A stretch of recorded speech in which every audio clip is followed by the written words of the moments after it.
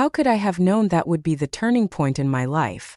It began like any other peaceful Sunday afternoon in the Illinois suburbs.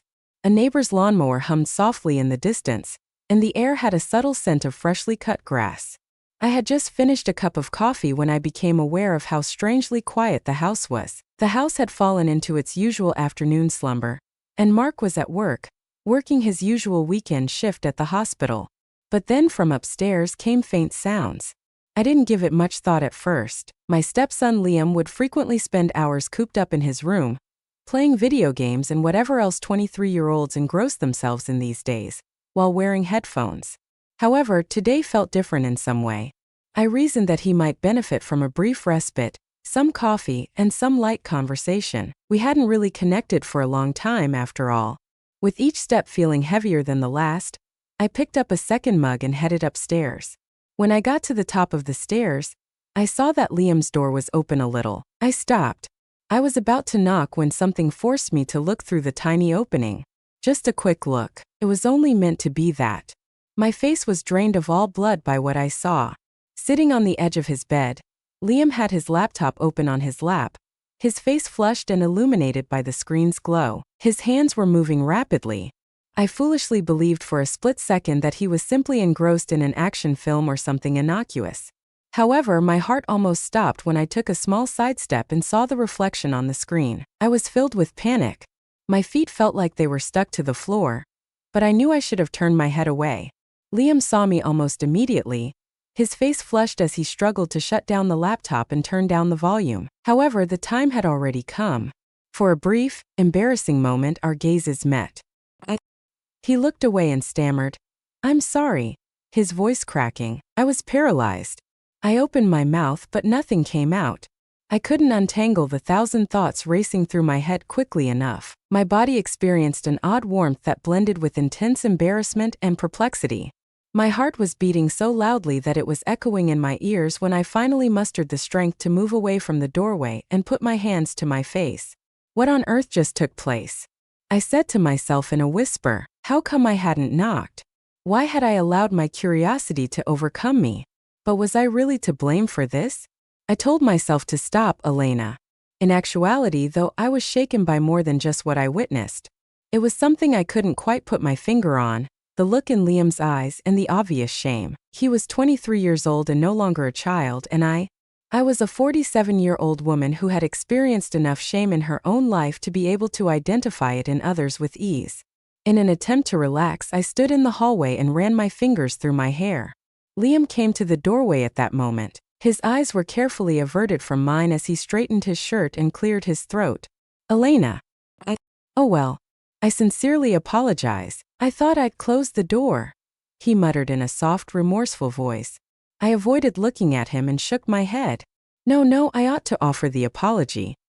My words came out more quickly than I could control. I should have knocked. There was silence between us, but not the cozy silence of our past. This was loaded and heavy. My voice was hardly steady as I turned to face the stairs.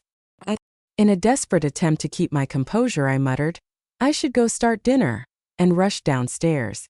The remainder of the day went by like an odd dream. During dinner, we didn't even look at each other or say a word. The loudest sound in the house that evening was the clinking of silverware. However, that quiet wasn't meaningless. It told us in a whisper that everything was different. And I knew in my heart that this was far from over.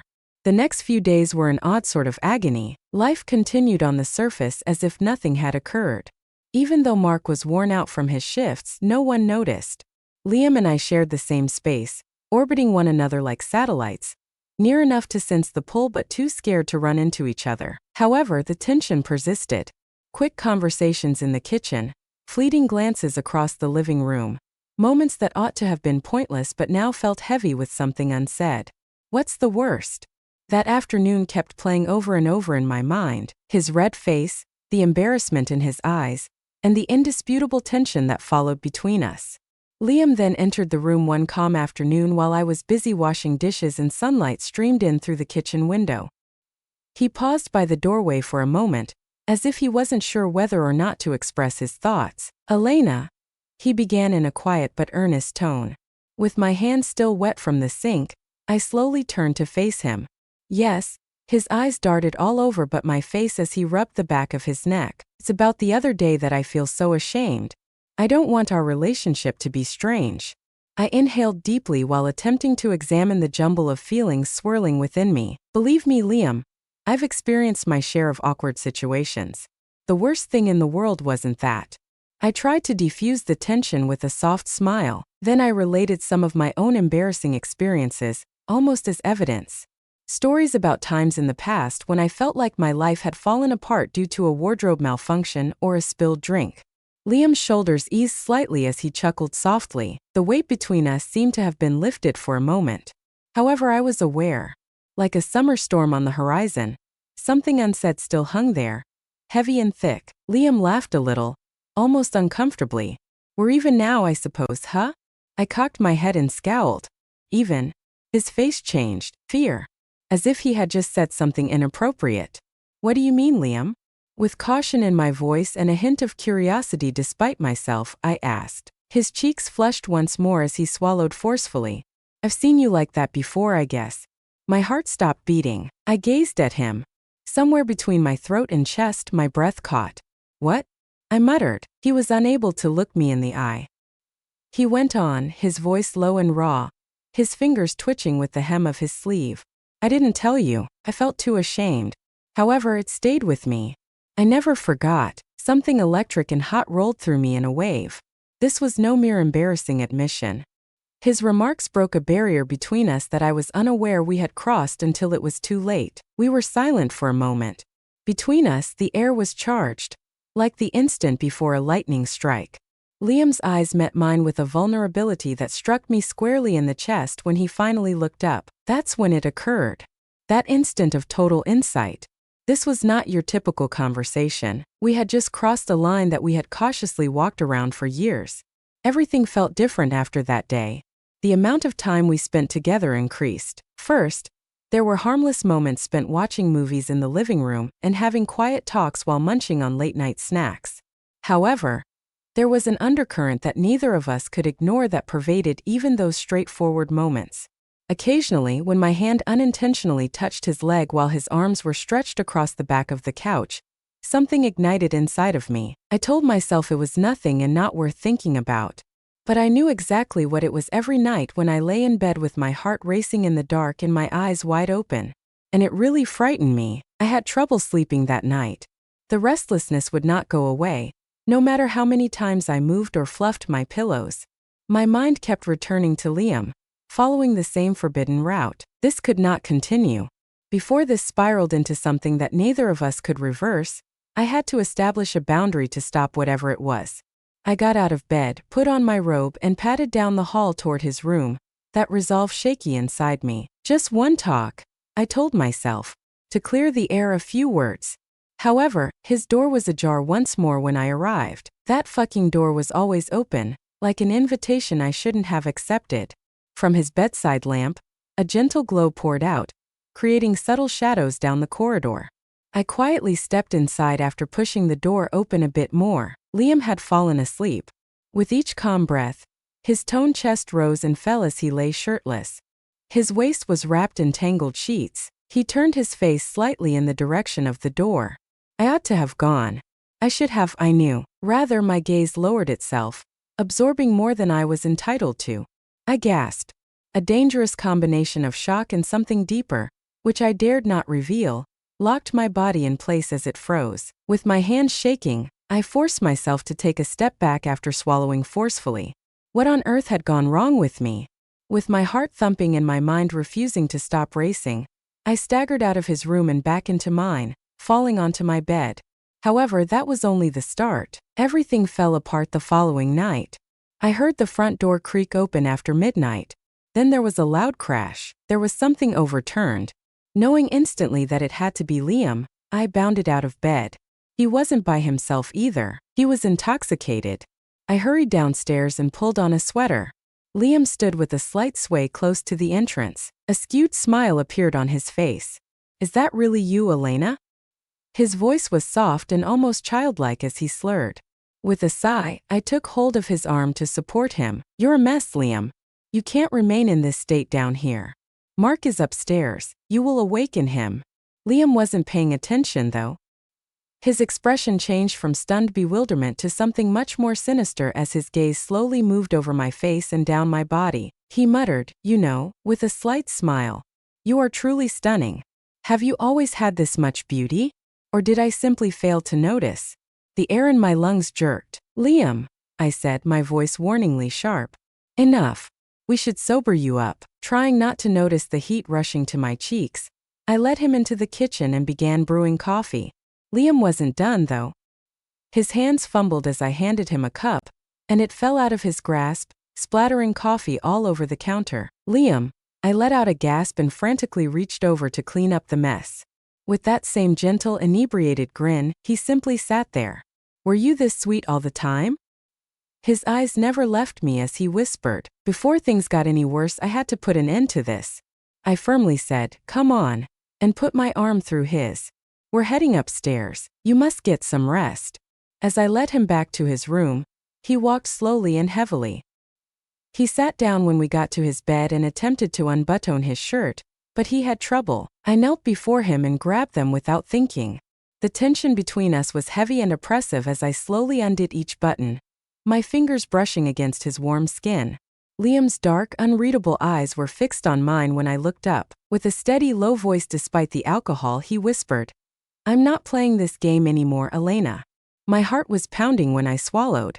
"What? Which game?" He got up and loomed over me, taking slow, methodical steps to close the distance between us. His breath was warm against my cheek as he said, "The one where we pretend none of this is happening. I am aware that, like me, you think about me before you go to sleep." My back struck the wall as I stumbled backward. My voice was barely audible. "This isn't right, Liam." He smiled at me a little knowingly. "Elena, we went over that line a long time ago. You simply haven't acknowledged it yet." His hand reached up and lightly ran its fingers over my jaw before I could object. Then suddenly his mouth touched mine. Looking for software. I also didn't back down. It was because I didn't want to, not because I couldn't. My last line of defense was shattered by that kiss. The burden of years of cautious living and rule-following vanished like smoke in that instant. The way his hands wavered unsurely before settling softly at my waist, the sensation of his lips against mine, and the warmth of his breath. It was all too much to bear. Even though my hands were shaking, I didn't push him away. I was unable to. His breathing was erratic as he eventually withdrew, his eyes searching mine. With his forehead against mine, he whispered, "Elena, tell me to stop. I promise that if you say the word, I will leave." I didn't say it, though. I was unable to. Rather, I found myself muttering things I never thought I would say. "Liam, you're correct. I've had enough of acting." Before I could even finish the sentence, his lips were back on mine. This time more demanding, more certain. Without any opposition, my robe fell off my shoulders and gathered soundlessly at my feet. I ought to have been embarrassed. I ought to have run. However, I only experienced a sense of relief, as if a pressure that had been there for years had finally been released. With cautious hands, as though worried that I would disappear if he moved too fast, he guided me gently to his bed. My heart was racing so loudly that I was certain he could hear me as I reclined against the cool sheets. "Don't be scared." He brushed a lock of hair away from my face and whispered, "It's all right. With me you're secure." Despite their gentleness, his words had an odd force. I tried to quiet the storm inside of me by closing my eyes and letting out a trembling breath. However, a part of me still shuddered during that intimate moment. Not so much from fear as from the knowledge of what we had just done. I didn't stop him, though. He seemed to understand that this was more than just physical contact, as evidenced by his cautious, respectful, and exploratory touch. This was something deeper, something we felt but were unable to identify yet. The sounds of nervous laughter, soft sighs, and hands reaching for previously unreachable places blended together. But one horrifying reality sank into my chest despite the confusion of it all. There was no going back. The silence between us was louder than ever as we lay there in the dim light with his arm loosely draped over me. "Elena." Liam spoke in a low, almost uncertain voice. "Do you feel bad about it?" I glanced in his direction, observing his anxious look. With a dry throat, I swallowed hard. "I don't know," I said, barely raising my voice above a whisper. "We simply cannot reverse this." His fingers made slow, distracted circles on my arm as he nodded slowly. The house was quiet outside. Mark slept soundly down the hall, oblivious to the fact that his and our worlds had just undergone a permanent transformation.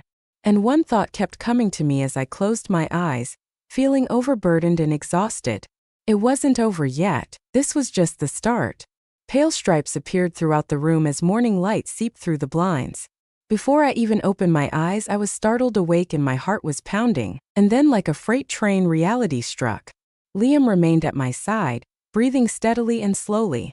I lay on the bed and his arms stretched languidly across it. His face appeared serene while he slept, but mine was a whirlpool of regret and anxiety.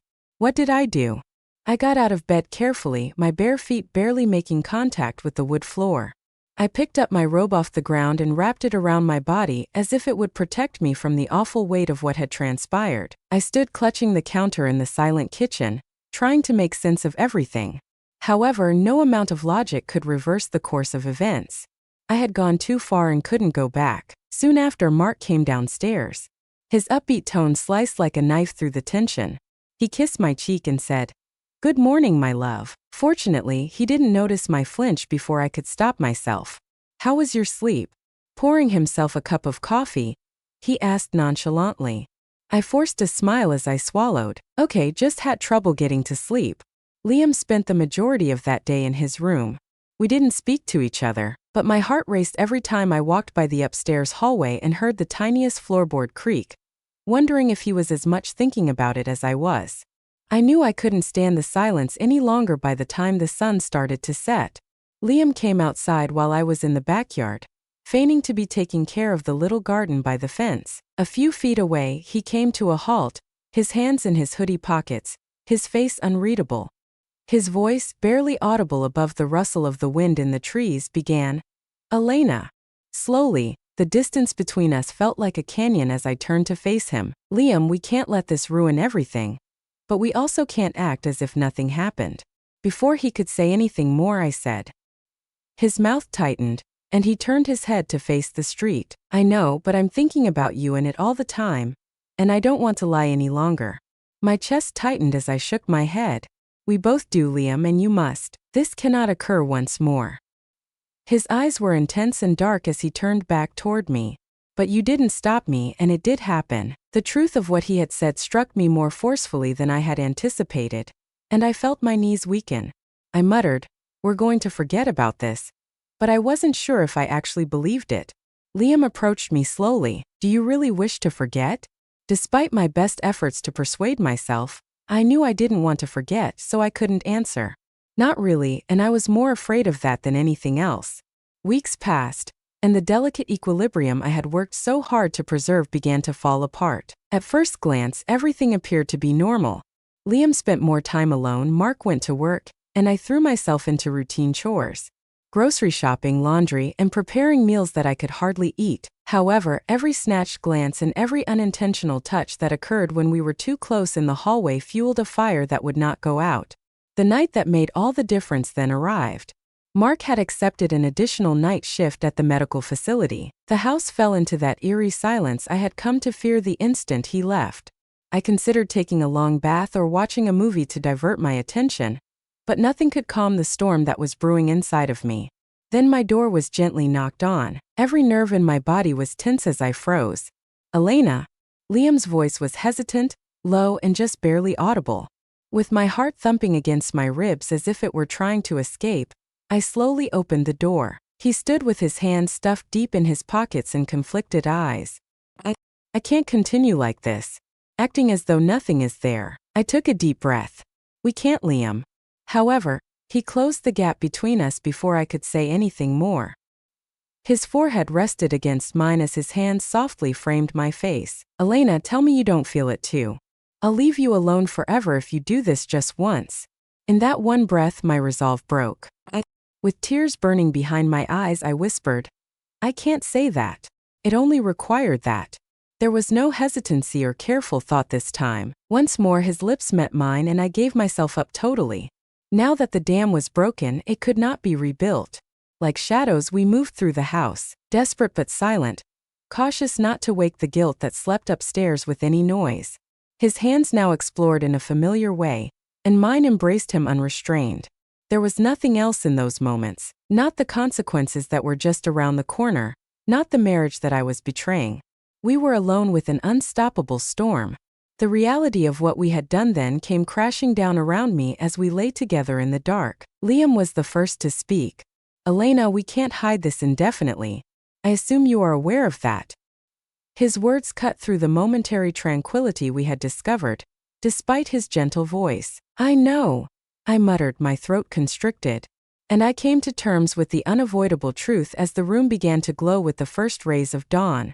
Whispered promises and stolen nights were not the story's conclusion. With lives ripped apart, truths revealed, and nothing left standing when the dust settled, this was a story on the verge of blowing up. Because Mark would know. And the life I knew, the life we all knew, would end when he did.